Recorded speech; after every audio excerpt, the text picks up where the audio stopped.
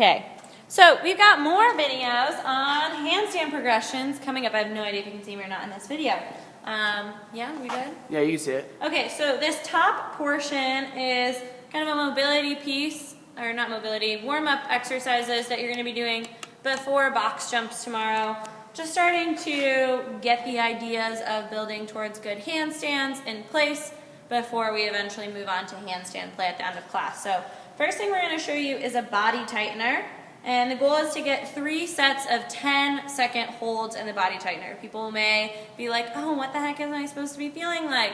Well, if they aren't suffering or wanting those 10 seconds to be over, they're probably not in the best position ever. We're also going to talk about hand position with that, and I have middle finger written here because shoulder width is going to be defined as the middle finger, your middle finger over shoulder. So we don't want to be out here. We don't want to be in here, so it may change some people's handstands a little bit from what they are used to, but I want you to harp on people for that. If they're like, oh no, I do it this way, tell them, well, today we're going to try it this way, and sorry about you.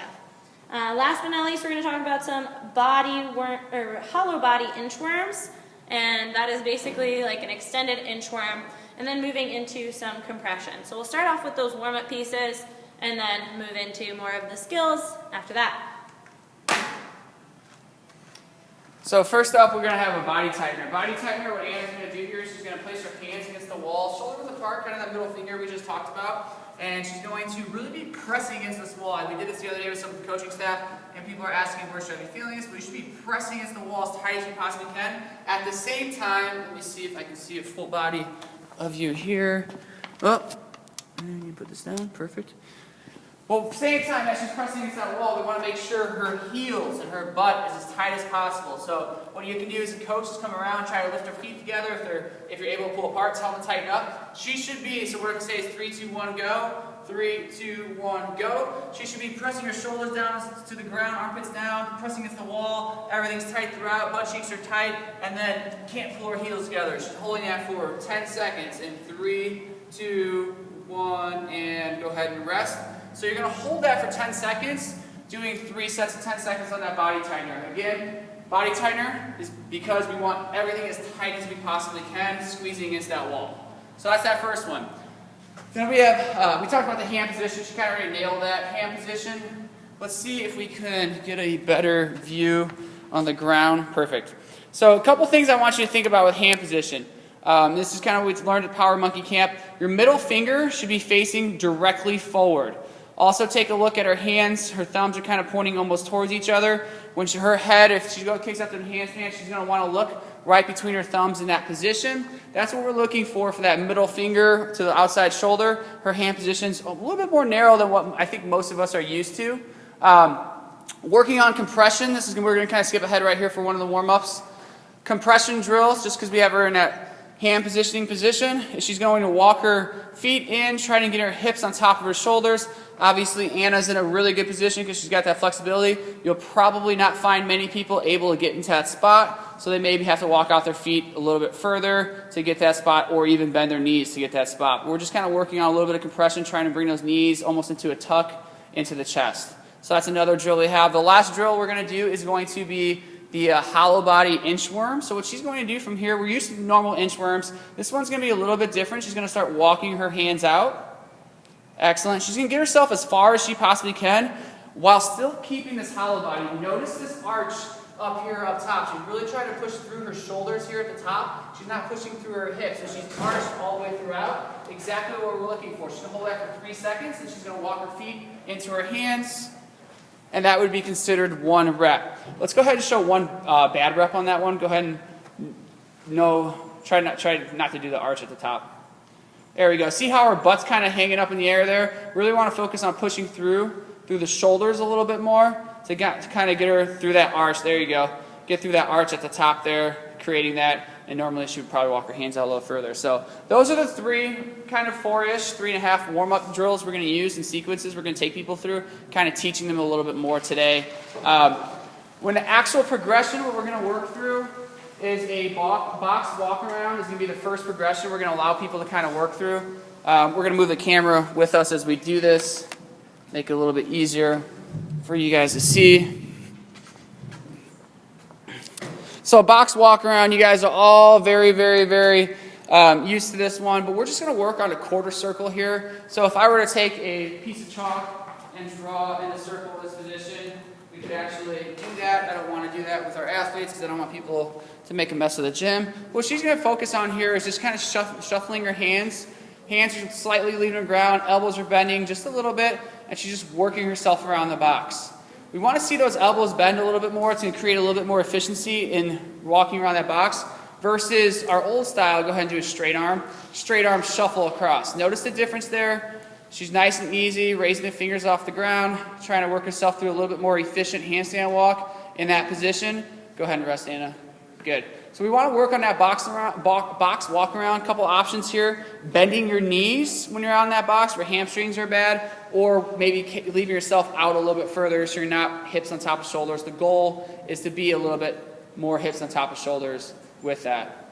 Anything to add there? I think you may want to kind of instruct people on is just head positioning and the openness of the shoulders. So you'll notice for me, I'm very stacked. I got a nice open shoulder. A lot of people, you may find them starting to break in the shoulder, maybe looking forward, and the break is more at their shoulder rather than at their hip. So we want to try to think about that open shoulder position as much as we can. So it's not this position, a little more open through the shoulder. We don't want to have this action. This is not going to translate to a very good handstand compared to this. Next, what we're going to talk about is the rower pike up. So we're going to use rowers for an interesting handstand drill. Some of you may have seen this on Instagram a couple weeks ago. But it's a great drill to kind of work on tightening that core. You can be an example of that because I just cramped up in my stomach. But yes, you can bring yourself in. When you bring your hands in that same position, notice Anna's in a pretty solid plank position. What she's going to do from here is start bringing her hands in. So this is going to work on that handstand, but also at the same time, going to work on that little bit of a compression drill. And then go ahead and bring yourself all the way back out. And then bring yourself all the way back in. And just working on trying to get those hips stacked on top of the shoulders while still pressing through. You can bend your knees as you do so as well. What you may see some athletes do and have a little bit more success with, and Anna's a little claustrophobic, so she doesn't do so. But if I were to do this drill, I would make sure my back was flat against this wall to kind of keep me a little bit safer so I know I'm not going to fall over against that wall as I'm going throughout. You don't necessarily have to do that. I know when we kind of went through it at the seminar, we had our head against the wall, so we're all the way against the wall, and it's showing enough control where you don't necessarily have to do it that way, but it is a good kind of version. And then the last thing we're going to talk about, well, go ahead. I was going to say, what you want people to avoid though is, I can easily get my shoulders to the wall in this position, but again, this is a broken shoulder. Correct. I'm not really stacked. If I can walk my hands in a little more, now I can pike up and be in a better position with my back on the wall. But again, when I come out, I don't like to be in that position.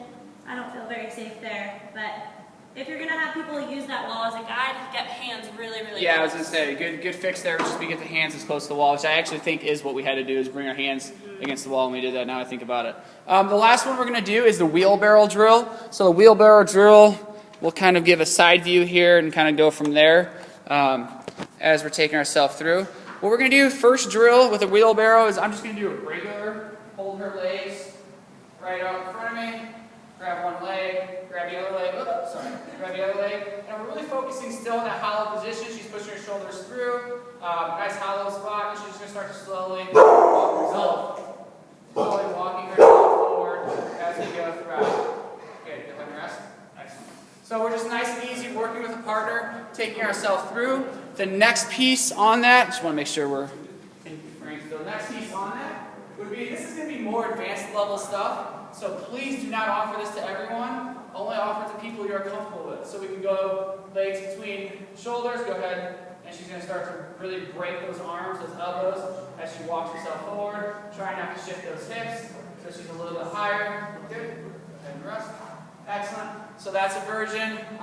If you have super advanced athletes, what we're going to work on today is, or we could work on, notice her foot stepping forward is going to be her dominant foot.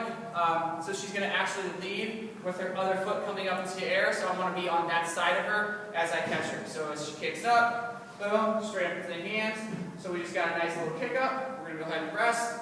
So we can work on practicing kicking up into a spotter. What we can do is get our hands down first, take it slow, go hands down, and now kick up when you're ready. Perfect.